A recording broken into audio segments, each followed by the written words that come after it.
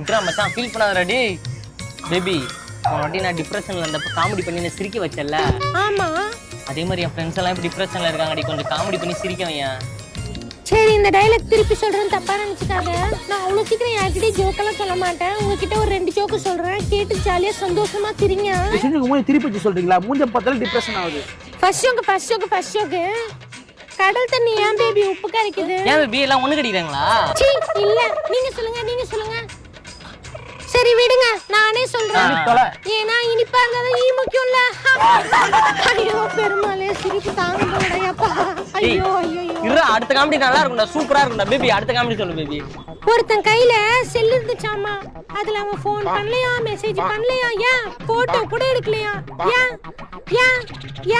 தெரியல பேபி, நீயே சொல்லு. ஏன்னா அவன் வச்சிருந்தது பார்சல். ஐயோ பேபி, உன் ஃப்ரெண்ட் யா பேபி இந்த ஜோக்கை எப்படி